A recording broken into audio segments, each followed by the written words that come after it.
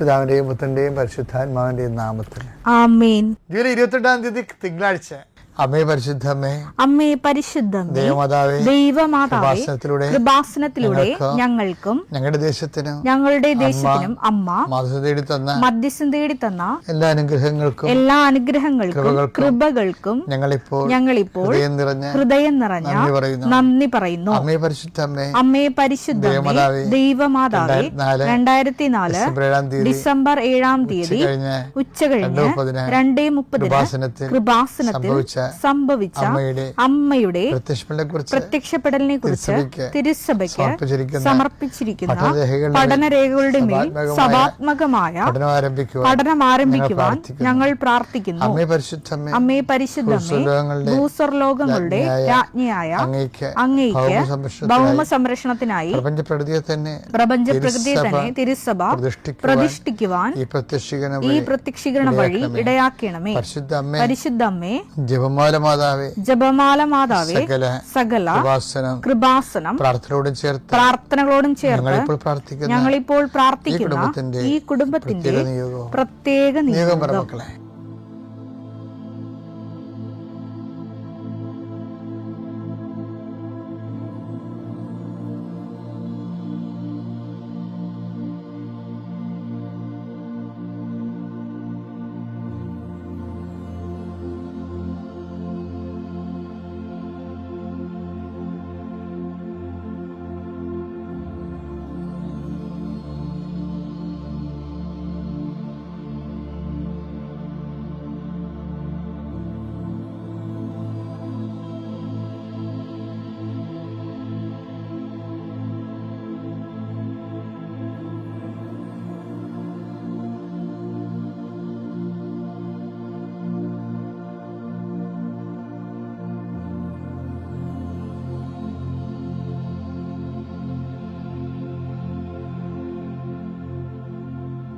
അമ്മയുടെ പ്രത്യക്ഷീകരണത്തിന്റെ ഈ അനുഗ്രഹവേളയിൽ ഞങ്ങൾക്ക് സാധിച്ചു തരുവാൻ കനിയണമേ. വിശ്വാസ പ്രമാണം. സർവശക്തനായ പിതാവും ആകാശത്തിന്റെയും ഭൂമിയുടെയും സൃഷ്ടാവുമായ ദൈവത്തിൽ ഞാൻ വിശ്വസിക്കുന്നു. അവിടുത്തെ ഏകപുത്രനും ഞങ്ങളുടെ കർത്താവുമായ ഈശോമിശിഹായിലും ഞാൻ വിശ്വസിക്കുന്നു. ഈ പുത്രൻ പരിശുദ്ധാത്മാവിനാൽ ഗർഭസ്ഥനായി കന്യകാമറിയത്തിൽ നിന്ന് പിറന്ന് പൊന്തിയോസ് പീലാത്തോസിന്റെ കാലത്ത് പീഡകൾ സഹിച്ച് കുരിശിൽ തറയ്ക്കപ്പെട്ട് മരിച്ച് അടക്കപ്പെട്ട് പാതാളങ്ങളിൽ ഇറങ്ങി മരിച്ചവരുടെ ഇടയിൽ നിന്ന് 3-ാം നാൾ ഉയർത്ത് സ്വർഗത്തിലേക്ക് എഴുന്നള്ളി സർവശക്തിയുള്ള പിതാവായ ദൈവത്തിന്റെ വലതുഭാഗത്തിരിക്കുന്നു. അവിടെ നിന്ന് ജീവിക്കുന്നവരെയും മരിച്ചവരെയും വിധിക്കുവാൻ വരുമെന്നും ഞാൻ വിശ്വസിക്കുന്നു. പരിശുദ്ധാത്മാവിലും ഞാൻ വിശ്വസിക്കുന്നു. വിശുദ്ധ കത്തോലിക്കാ സഭയിലും പുണ്യവാന്മാരുടെ ഐക്യത്തിലും പാപങ്ങളുടെ മോചനത്തിലും ശരീരത്തിന്റെ ഉയർപ്പിലും നിത്യമായ ജീവിതത്തിലും ഞാൻ വിശ്വസിക്കുന്നു. ആമേൻ. സ്വർഗ്ഗസ്ഥനായ ഞങ്ങളുടെ പിതാവേ, അങ്ങയുടെ നാമം പൂജിതമാകണമേ. അങ്ങയുടെ രാജ്യം വരണമേ. അങ്ങയുടെ തിരുമനസ് സ്വർഗത്തിലെ പോലെ ഭൂമിയിലും ആകണമേ.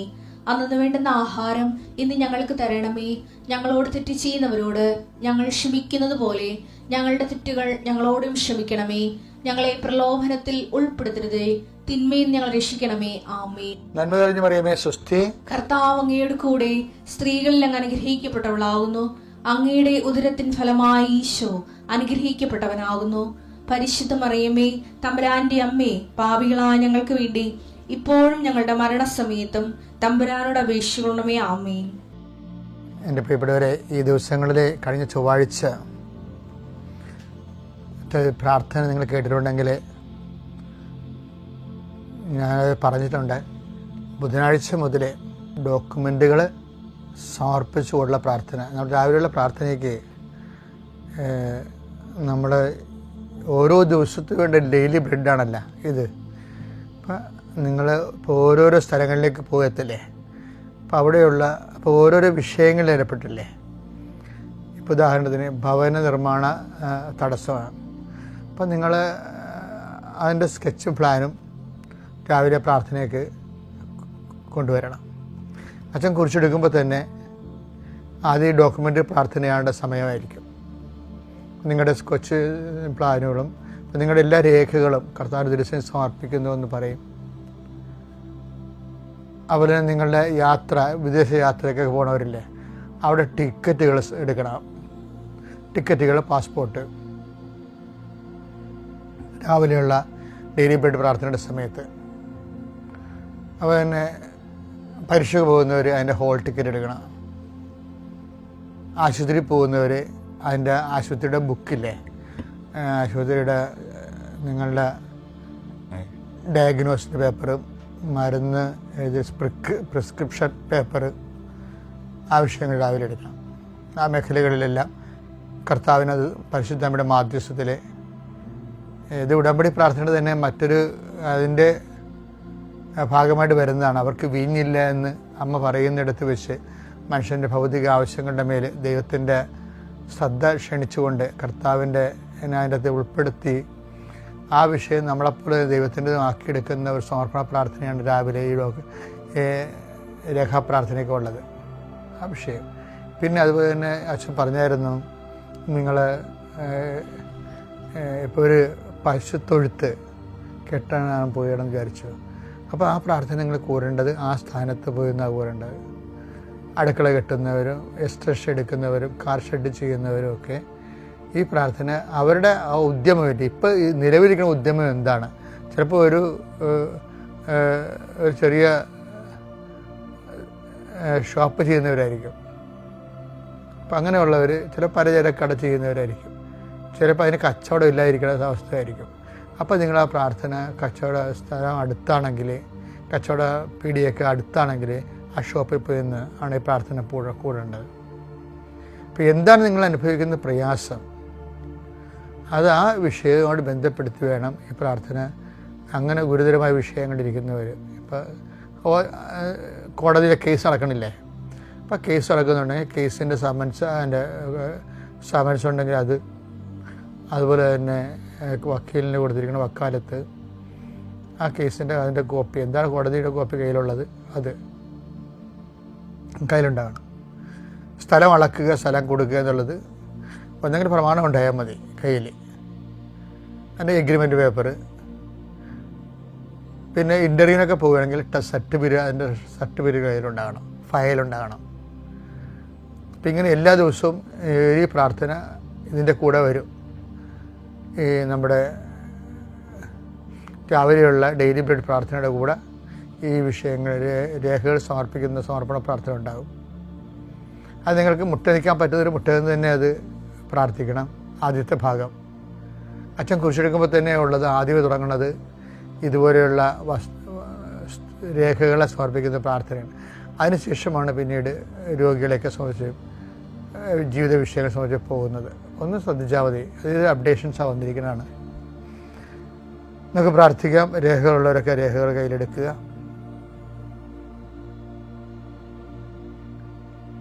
കർത്താവ് നിൻ്റെ ഉന്നതമായ നാമത്തിന് സ്തോത്രം ചെയ്യുന്നു.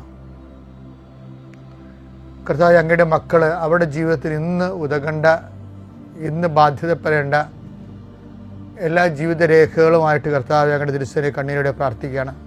കർത്താവ്, പരീക്ഷയ്ക്ക് പോകുന്നവരെ, റിസൾട്ട് നോക്കാൻ പോകുന്നവർ, ഇൻ്റർവ്യൂവിന് പോകുന്നവർ, വിദ്യാർത്ഥികൾ എന്തെല്ലാം കാര്യങ്ങൾക്ക് പോകുന്നുവോ അവരുടെ രേഖകളെല്ലാം ഇപ്പോൾ ഞങ്ങളെ സമർപ്പിച്ച് പ്രാർത്ഥിക്കുന്നു. ഈശോയെ, ഈ രേഖകളുടെ മേലെല്ലാം നിൻ്റെ തിരുമുറുവാർന്ന് വലതുകരം വെക്കണമെന്ന് പ്രാർത്ഥിക്കുന്നു. അമ്മയെ പരിശുദ്ധമേ ദേവമാതാവേ, അവർക്ക് വീഞ്ഞില്ല എന്ന് പറഞ്ഞുകൊണ്ട് കാനായിലെ കല്യാണ കുടുംബത്തിലെ കർത്താവിൻ്റെ കൃപയുടെ വാഹകയായി നിന്നവളെ, മക്കൾക്ക് പലപ്പോഴും വിദ്യാഭ്യാസത്തെയും പഠനത്തെയും പരീക്ഷയെയും ഇൻ്റർവ്യൂവിനെയും അതിൻ്റെ ഫലപ്രഖ്യാപനത്തെ നോക്കുന്നതിനൊക്കെ പോകുന്നവർക്ക് ടെൻഷനും പലതരത്തിലുള്ള പ്രയാസവും ഒക്കെയാണുള്ളത്. ആദ്യമേ അമ്മയെ അവരുടെ മനസ്സ് സമാധാനപ്പെടുത്താനും സ്വസ്ഥപ്പെടുത്താനും നീ അവരെ ആശ്വദിക്കുക, ശക്തിപ്പെടുത്തുകയും ചെയ്യണമെന്ന് പ്രാർത്ഥിക്കുന്നു. ദൈവത്തിൻ്റെ പദ്ധതികൾക്കെല്ലാം കീഴ്വഴങ്ങിക്കൊണ്ട് ദൈവത്തിൻ്റെ നാമത്തെ മഹത്വപ്പെടുത്തിക്കൊണ്ട് സുവിശേഷ സാക്ഷ്യം മുന്നേറാനുള്ള കൃപ അവർക്ക് നൽകണമെന്ന് പ്രാർത്ഥിക്കുന്നു. കർത്താവ്, പുരയിടമായിട്ട് ബന്ധപ്പെട്ട ഒരേ സമയ വിഷയങ്ങളെ സംബന്ധിച്ച് പ്രാർത്ഥിക്കുന്നു. പുരയിടത്താണെങ്കിൽ പുരയിടത്തിലാണ് വിൽക്കാൻ പോകുന്നവരുണ്ട്, വാങ്ങാൻ പോകുന്നവരുണ്ട്, അഡ്വാൻസ് കൊടുത്തവരുണ്ട്, അഡ്വാൻസ് കൊടുത്തിട്ട് അതിൻ്റെ തീർവ് നടക്കാത്തവരുണ്ട്. അങ്ങനെയുള്ളവരുടെ എല്ലാ പ്രമാണങ്ങളെയും അതുപോലെ തന്നെ അച്ചാരച്ചീട്ടിനെയും അങ്ങയുടെ തിരുസന്നിധിയെ സംബന്ധിച്ച് പ്രാർത്ഥിക്കുന്ന ദൈവമേ. അതുപോലെ തന്നെ ഈശോയെ, പലതരത്തിലുള്ള കീടങ്ങൾക്ക് കൃഷിക്കുണ്ടാകുന്ന കീടങ്ങൾ, അതുപോലെ തന്നെ പലപ്പോഴും ഏലം പഴുത്തു മാറുന്നതും, അതുപോലെ തന്നെ പലതരത്തിലുള്ള മത്സ്യത്തൊഴിലാളി മേഖലയിലുണ്ടാകുന്ന കേടുപാടുകൾ, വലയുടെ കേടുപാടുകൾ, സ്ഥിരമായി കെഞ്ചി നിന്ന് പോവുക, സ്ഥിരമായി വലക്ക് കേടുപാട് വരിക, അങ്ങനെയുള്ള മേഖലകളിലുള്ള വസ്തുവകൾ, ഫിഷിംഗ് ഇംപ്യൂട്ട്സിനെ, ഉരുപ്പടികളെ, മത്സ്യബന്ധന ഉരുപ്പടികളെ അങ്ങനെ തിരുസന്നിധിയിൽ അവർ അത് നന്നായി വർക്ക് ചെയ്യുന്നതിന് വേണ്ടിയും സുരക്ഷിതമായി അത് ഉപയോഗിക്കാൻ വേണ്ടിയും കർത്താവിൻ്റെ നാമത്തിൽ അവർ ആശീർവദിച്ചുകൊണ്ട് പ്രാർത്ഥിക്കുന്നു. ആശുപത്രിയിൽ പോകുന്നവരുടെ ചീട്ടുകളും, അതുപോലെ തന്നെ എക്സ്റേ കോപ്പികളും, സ്കാനിങ് റിപ്പോർട്ടുകളും, അതുപോലെ തന്നെ പ്രിസ്ക്രിപ്ഷൻ മരുന്നിൻ്റെ പ്രിസ്ക്രിപ്ഷൻ കാർഡുകളും അങ്ങനെ തിരുസന്നിധിയിൽ സമർപ്പിച്ചുകൊണ്ട് പ്രാർത്ഥിക്കുന്നു. ദൈവമേ കർത്താവെ, നിൻ്റെ തിരുമുറുവാൻ ഭരതകരം മക്കളുടെ മേലെ വയ്ക്കണമെന്ന് പ്രാർത്ഥിക്കുന്ന വിഷയം. വിദേശ യാത്ര ചെയ്യുന്നവരെ, യാത്രയ്ക്ക് ഒരുങ്ങുന്നവരെ, അവരുടെ പാസ്പോർട്ടുകൾ, വിസ, അതുപോലുള്ള എല്ലാ വിഷയങ്ങളും കർത്താവെ അങ്ങനെ തിരുസന്നിധി സഹോദരൻ പ്രാർത്ഥിക്കുന്ന ഈശോയെ. ഈശോ നിൻ്റെ തിരുവാർന്ന് വരതുകരം, ആണിപ്പെടുന്ന അത്ഭുതകരം കർത്താവെ ഈ മക്കളുടെ ശിരസിൽ വെക്കണമേ എന്ന് പ്രാർത്ഥിക്കുന്നു. അടിപ്പണ പോലെ വൈദാഘാതം പോലെ ദൈവികമായ ശക്തി ഈ രേഖകളിലേക്ക് ആവശ്യിക്കട്ടെ എന്ന് പ്രാർത്ഥിക്കുന്നു.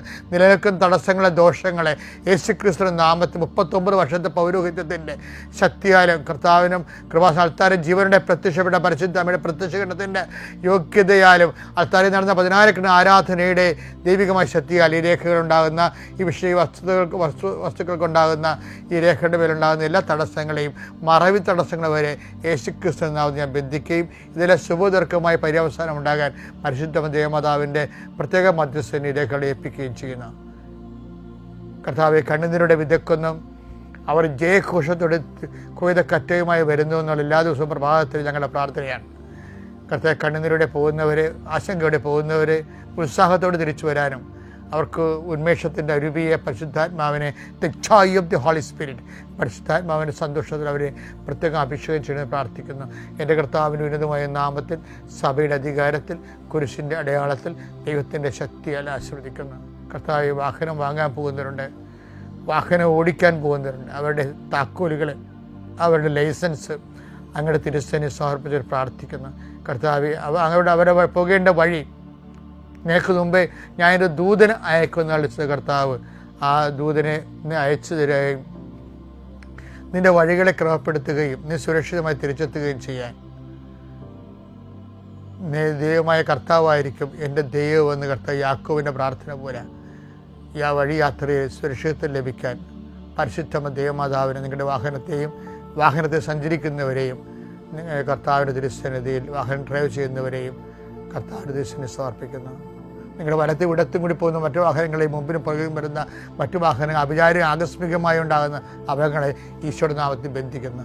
Lord Jesus Christ, the fire finger, soak with the precious blood, Lord, infuse the spirit of power and grace.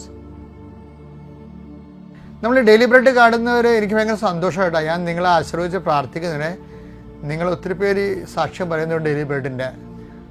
Daily ബ്രെഡിൻ്റെ കർത്താവ് നിങ്ങളോട് സംസാരിക്കുകയും നിങ്ങളനുസരിച്ച് തീരുമാനമെടുക്കുകയും നിങ്ങൾക്കത് അനുഗ്രഹമായി മാറുകയും ചെയ്യുന്നതിൽ എനിക്ക് സന്തോഷമുണ്ട്. കർത്താവ് എളിയ എന്നെ ഉപകരണമാക്കി എടുക്കണമല്ലോ എന്ന് നോക്കുമ്പോൾ ദൈവത്തോട് എനിക്ക് ആദരവും അനൽപമായ നന്ദിയുണ്ട്. ഇപ്പം ഇത് പറയാൻ കാരണം വെച്ച് കഴിഞ്ഞാൽ വിശ്വാസത്തിന് എപ്പോഴും ഉള്ളാവുന്ന ഒരു തലമെന്ന് പറയണത് വിശ്വാസത്തിൻ്റെ ഒരു തലമെന്ന് പറയണത് ഏറ്റുപറച്ചിലാണ്. ഏറ്റുപറച്ചിലിന് റെഡിയല്ലെങ്കിൽ വിശ്വാസത്തിൻ്റെ ഉടുപ്പെടുത്തിടാതിരിക്കും നല്ലത്. വിശ്വാസം എന്താണെന്ന് വെച്ച് കഴിഞ്ഞാൽ അത് ബേസിക്കായിട്ട് ഏറ്റുപറച്ചിലാണ്. ഇപ്പം ശരി പറയല്ലേ, അവനവൻ്റെ വിശ്വാസം അവനവൻ്റെ ഉള്ളിലുള്ള സ്വകാര്യമല്ലേ. വിശ്വാസത്തിനൊരു സ്വകാര്യതയില്ല. സത്യദൈവത്തിലാണെന്ന് വിശ്വസിക്കണമെങ്കിൽ സ്വകാര്യമില്ല. വല്ലതിലും വിശ്വസിക്കുകയാണെങ്കിൽ സ്വകാര്യത ഉണ്ട്, അതിൻ്റെ സ്വകാര്യമായ കാര്യമാണ്. ചിലപ്പോൾ അത് വിശ്വാസം അന്ധവിശ്വാസമാകാം, നാട്ടുകാരറിഞ്ഞ കാര്യമില്ല, അവർക്കും ഗുണമില്ല എന്ന് പറയും. ഇത് അങ്ങനെയല്ല. നമ്മൾ സത്യദൈവത്തെ വിശ്വസിക്കുമ്പോൾ മറ്റുള്ളവരെ അറിയണം, അവർക്കത് ദൈവത്തെ കൊണ്ട് ഗുണമുണ്ടാകണം. അതെന്ത് ചെയ്യണം? ഏറ്റുപറയണം. അതാണ് ഈശോ പറയണത്, മനുഷ്യരുടെ മുമ്പിൽ എന്നെ ഏറ്റുപറയുന്നവനെ സ്വർഗസ്ഥനായ എൻ്റെ പിതാവിൻ്റെ മുമ്പിൽ ഞാനും ഏറ്റുപറയാം. അത് അന്ത്യം വരെ അത് അനുഗ്രഹം നിൽക്കുന്നതിൻ്റെ അർത്ഥം. നമുക്ക് ഈ അതരം കൊണ്ട് ഏറ്റുപറയാവുന്നത്, ഇപ്പം നമ്മൾ ജോമാർ ചെല്ലണത് അതരം കൊണ്ട് ഏറ്റുപറച്ചിലാണ്, പ്രാർത്ഥിക്കണ എല്ലാം അതരം കൊണ്ടുള്ള ഏറ്റുപറച്ചിലാണ്. പക്ഷേ ഏറ്റുപറച്ചിനൊരു കുഴപ്പമുണ്ട്. സ്വകാര്യമായിട്ട് ഏറ്റുപറയാം, അതിനൊരു മാർക്കുണ്ട്. പക്ഷേ സാമൂഹ്യമായിട്ട് ഏറ്റുപറയണം. മത്തായി 10:32 മനുഷ്യരുടെ മുമ്പിൽ ഏറ്റുപറയുമ്പോഴേ ഈ മുറി അടച്ചിട്ട് ഇരുന്ന് മൂലക്കിരുന്നുകൊണ്ട് ഏറ്റുപറയണമല്ല. അതിൻ്റെ ക്വാളിറ്റിയുള്ള, ഗ്രാവിറ്റിയുള്ള, മാർക്കുള്ള ഏറ്റുപറച്ചിൽ എന്താണ്? വിശ്വാസം ഏറ്റുപറച്ചിലാണ്. അതെന്താ ഏറ്റുപറയണം? മനുഷ്യരുടെ മുമ്പിൽ എന്നെ ഏറ്റുപറയുന്നവനെ എന്റെ സ്വർഗസ്ഥനായ പിതാവിന്റെ മുമ്പിൽ ഞാനും ഏറ്റുപറയും. അപ്പൊ ആ പ്രാർത്ഥന അങ്ങ് സ്വർഗം വരെ എത്തി. സ്വർഗം വരെ എത്തണ പ്രാർത്ഥന എന്ന് പറഞ്ഞാൽ എന്താണത്? പിതാവിന്റെ അടുത്ത് എത്തി. മനസ്സിലായില്ലേ? അത് ആ പ്രാർത്ഥനയ്ക്ക് നമ്മുടെ വിശ്വാസത്തിന് ഏറ്റുപറച്ചിലൊരു സാമൂഹ്യമാനം ഉണ്ടാകണം. അത് മനുഷ്യരുടെ മുമ്പിലായിരിക്കണം. വ്യക്തിപരമായിട്ടുണ്ട്. അത് വെള്ളിയാണെങ്കിൽ സമൂഹ പ്രാർത്ഥന സ്വർണ്ണമാണെന്ന് പറഞ്ഞതിൻ്റെ കാരണം അതാണ്. അതിനെ കുർബാനൊന്നും മുടക്കരുത്. അല്ല, ഞാൻ വീട്ടിലിരുന്ന് പ്രാർത്ഥിച്ചാലും പ്രാർത്ഥനയാകില്ലെന്ന് ചോദിക്കുന്നത് വിവരക്കേടും വെളിവില്ലായ്മയുമാണ്. അവൻ്റെ അവിശ്വാസത്തിന് മറപിടിക്കാൻ വേണ്ടി അവൻ കാണിക്കുന്ന ജാട വർത്തമാനങ്ങളൊക്കെ അതിലൊന്നും നിങ്ങൾ വീഴരുത്. ശരിക്കും പറഞ്ഞാൽ കാര്യം 10 മനുഷ്യരുടെ മുമ്പിൽ നമ്മൾക്ക് ക്രിസ്തുവിനെ വിശ്വാസം ഏറ്റുപറയാം. അത് നാക്ക് കൊണ്ട് പറയുന്നത് മാത്രമല്ല, നമ്മൾ ചെയ്യുന്ന എല്ലാ പ്രവൃത്തികളും മനുഷ്യർ അതിൻ്റെ അകത്തൊരു ഇപ്പം ഞാൻ ഇടയ്ക്ക് പറയുന്ന ഒരു ഉദാഹരണം പറയുന്നത്, സാഹിത്യ അക്കാദമി പഠിക്കുന്ന കാലത്ത് ഞാൻ എൻ്റെ ജീവിതത്തിൽ ചെയ്തിട്ടുണ്ട്. ഞാൻ അക്കാദമി മുതൽ അയന്തോള് വരെ അവിടെയാണ് ഞാൻ താമസിച്ച് ഉറങ്ങണത്. അപ്പം തമ്പുരാൻ സാഹിത്യ അക്കാദമിയുടെ കെട്ടിടമാണ്. അവിടെ വരെ എനിക്ക് വേണമെങ്കിൽ ഓട്ടോക്ക് പോകാം. ഞാൻ അക്കാഡമിയിൽ നിന്ന് വന്ന് റൗണ്ട് സൗത്തിൽ കയറിയിട്ട് നേരെ അയ്യന്തോളിലോട്ട് നടന്നാണ് പോണത്. എങ്ങനെ നടന്നു പോകും? നടന്നു പോകുമ്പോൾ വലിയ കൊന്ത കയ്യിലുണ്ടാവും. എന്താണെന്നറിയാമോ? ഞാൻ ജപമാല ചൊല്ലിക്കൊണ്ടേ പോകത്തുള്ളൂ. എന്തിനാണ് ഞാൻ ജപമാല ചൊല്ലണേ? എന്തിനാ? അവിടെ മുഴുവൻ കടകളുണ്ട്. കുറേ കത്തോലിക്കരും ഉണ്ടാവുമല്ലോ ആ കടകളിലൊക്കെ. അപ്പം ആരെങ്കിലും ഈ കടയൊക്കെ അടച്ച് വീട്ടിൽ ചെന്നിട്ട് പ്രാർത്ഥന ചെല്ലിയല്ല അല്ലെന്ന് ചോദിക്കും അവർ. അത്രേ ഉള്ളൂ. അപ്പോൾ ചെല്ലിയെന്ന് അവർ പറയുകയും ചെയ്യും. ഇവർ പല അണ്ണന്മാരും പ്രാർത്ഥന ചൊല്ലിക്കഴിഞ്ഞിട്ട് വീട്ടിൽ എത്താൻ വേണ്ടി എത്ര ഇരിക്കുന്ന അണ്ണന്മാരും ഉണ്ടാകും. അവർക്കെല്ലാം ഒരു ബോധം ഉണ്ടാകണം. എന്തിനാണ്? ജപമാല പരസ്യമായിട്ട് ചൊല്ലി, അയ്യോ എത്ര നാളായി ഞങ്ങളുടെ വീട്ടിൽ ജപമാല ചൊല്ലിയിട്ട് എന്ന് എന്നെ കണ്ടാൽ തോന്നണം. അത് വിശ്വാസത്തിൻ്റെ സാമൂഹ്യ പ്രഖ്യാപനമാണത്. ഇപ്പം നമ്മൾ ദേവാലയത്തിൽ പോകുന്നില്ലേ? ഇപ്പം നമ്മുടെ വീട്ടിൽ എന്താണ്ട് പള്ളി പരാജയതെന്ന് ചോദിക്കുമ്പോൾ പറയും, ഞങ്ങളുടെയൊക്കെ നാട്ടിൽ നിന്ന്, ഞങ്ങളുടെ ആ പ്രദേശത്ത് നിന്ന് ആരും വരണില്ല അച്ഛാ എന്ന് പറയാം. അതാണ് നമ്മുടെ റിസ്ക് എന്ന് പറയണത്. നമ്മുടെ പ്രദേശത്ത് നിന്ന് ആരും വരാത്തപ്പോൾ എല്ലാവരും വരുമ്പോൾ നമ്മൾ അവിടെ പോയാലുണ്ടല്ലോ, നമുക്ക് 5 മാർക്കേ ഉള്ളൂ. ഇവിടെ പോയാൽ ആരും വരണില്ല, നമ്മൾ എഴുന്നേറ്റ് പോണ്. അപ്പൊക്കെ ഇത് 50 മാർക്കാണ്. പണ്ട് ഞങ്ങളുടെ നാട് പള്ളിത്തോട എൻ്റെ വീട്. ഇപ്പം എൻ്റെ വീടെന്ന് പറഞ്ഞത് തന്നെ ഒരു തുരുത്തിലാണ്. ചുറ്റോട് ചുറ്റും വന്ന് ഇപ്പം കുറച്ച് സ്ഥലമൊക്കെ പൊക്കി ഞാൻ. അതായത് അവിടെ ഗവൺമെൻറ്റിന് എഴുതി കൊടുത്തു. എടുക്കാൻ കാരണം എന്ന് വെച്ച് കഴിഞ്ഞാൽ ഈ മിഷണറി കലകളെ പുനരുജ്ജീവിപ്പിക്കാനുള്ള ഒരു അക്കാഡമിക് സെൻ്ററായിട്ട് അത് ഉയർത്തിക്കൊണ്ട് വരികയും ഗവൺമെൻറ് എന്നെ സഹായിച്ചു. കൃപാസനത്തെ സഹായിച്ചു. 50 ലക്ഷം രൂപയോളം ഗവൺമെൻറ് തന്നു. ബാക്കി നമ്മുടെ കയ്യിൽ നിന്നിട്ടിട്ട് സ്കൂൾ ഓഫ് ഫോക്ക് ആർട്സ് ചെയ്യണം അവിടെ. അപ്പോൾ അവിടെ ആദ്യകാലങ്ങളിൽ ഞാനൊക്കെ 5ാം ക്ലാസ്സിലോ 1ാം ക്ലാസ്സിലോ ഒക്കെ പഠിക്കണ കാലത്ത് അവിടെ മുഴുവനും തുരുത്താണ്. അപ്പം മഴ വരുമ്പോൾ 6 ദിവസമൊക്കെ നിന്ന് പെയ്യണ മഴയാണ് അന്നുണ്ടാകണത്. 6 ദിവസം നിന്ന് പെയ്യണ മഴയും. ഇന്നൊക്കെ പെയ്യണമെങ്കിൽ നമ്മുടെ അണക്കെട്ടൊക്കെ പൊട്ടുപെടാന്ന് പൊട്ടുക. അന്ന് അണക്കെട്ടൊക്കെ കുറവല്ലേ, 64 കാര്യമാണ് ഈ പറയണത്, 65. അപ്പം അങ്ങനെ വരുമ്പോൾ മുഴുവനും വെള്ളം കയറും. ഞാൻ വീട്ടിൽ വെള്ളം കയറിയിട്ട് കൊപ്ര ഉണക്കണ ഏരിയുണ്ട്. അതിൻ്റെ പുറത്ത് ഞാനും അപ്പച്ചയും കുടിക്കുന്നവർക്കും ഉണ്ട്. ഞങ്ങളുടെ ഒരു കോഴി ഉണ്ടായിരുന്നു. കോഴിയും വന്ന് കയറിയിരിക്കും. അമ്മ അടുക്കള അവിടെ ഇവിടെയൊക്കെ വെള്ളത്തിലൊക്കെ അങ്ങനെ നടക്കും. 6 ദിവസം വെള്ളം നിന്ന് പോയി, വെള്ളം കയറിപ്പോയി. അപ്പം അതുമായിട്ട് നോക്കുമ്പോൾ ഈ പ്രാവശ്യം 2018 പ്രളയം ഉണ്ടായിട്ട് ഞങ്ങളുടെ നാട്ടിലൊക്കെ അത്രയും വെള്ളം കയറിയിട്ടില്ല. എൻ്റെ 64 കയറിയ വെള്ളം എന്ന് പറയണത് ഏരിപ്പൊക്കെ 6 അടിയാണ് ഏരിയുടെ തന്നെ പകുതി വരും. 3 അടി വെള്ളം അവിടെ കരക്ക് കൃത്യമായിട്ട് നിന്ന് വരുന്നു. അപ്പോൾ മറ്റുള്ള സ്ഥലത്തൊക്കെയുള്ള അവസ്ഥ എന്തായിരിക്കും? അപ്പം ആ ഒരു കാലത്തും അത് ആ വെള്ളം നിന്നിരുന്നത് ഞാനൊരു കൊച്ചു കൊടയും കൊണ്ട് ഞാൻ 1.5-2 കിലോമീറ്റർ 2.5 കിലോമീറ്റർ ഉണ്ട് പള്ളിലോട്ട് പോകാൻ. കാറ്റും മഴയും ഭയങ്കരമാണ്. പക്ഷെ അപ്പോഴും പള്ളിയിൽ പോകും. അപ്പം ഇപ്പം ഞങ്ങളുടെ പ്രദേശത്ത് നിന്ന് 1-2 വീട്ടുകാരെ ആ സമയത്ത് ഇട ദിവസം പള്ളിയിൽ പോകത്തുള്ളൂ. അന്നൊക്കെ പോയതിൻ്റെയാണ് കർത്താവ് ഇന്ന് എന്നെ അനുഗ്രഹിക്കണം എന്ന് ഞാൻ മനസ്സിലാക്കുകയാണ്. എന്താ കാര്യം, നമ്മുടെ നാട്ടിൽ നിന്ന് ആരും പോകാതിരിക്കണം വിചാരിച്ച പള്ളിയിൽ നമ്മൾ മാത്രം പോകുമ്പോൾ അതിന് 80 മാർക്കാണ്. നമ്മുടെ നാട്ടിൽ നിന്ന് എല്ലാവരും, നമ്മുടെ പ്രദേശത്ത് എല്ലാവരും പോകുന്നുണ്ട്, ഞാനും പോകുന്നുണ്ടെങ്കിൽ 8 മാർക്ക് കിട്ടത്തുള്ളതിന്. അപ്പം നിങ്ങൾ പറയരുത് അയ്യോ ആരും വരാഞ്ഞുകൊണ്ടാണ് ഞാൻ വരാതെന്നൊക്കെ വന്നിട്ട് അതൊന്നും വിലപ്പോകത്തില്ല. ആരും വരാതിരിക്കണ സമയത്തും ആരും സുവിശേഷത്തിന് വേണ്ടി ജീവിക്കാതിരിക്കുന്ന സമയത്തും എടുക്കുമ്പോഴാണ് റിസ്ക് എന്ന് പറയണത്. 10 പേരല്ലേ സുഖപ്പെട്ടത്, 9 പേരെവിടെ എന്നൊക്കെ ചോദിക്കുമ്പോൾ ഈ ഒരു വിജാതിനൊഴികെ ആ ഒരാളിന് എന്ത് വിലയാ?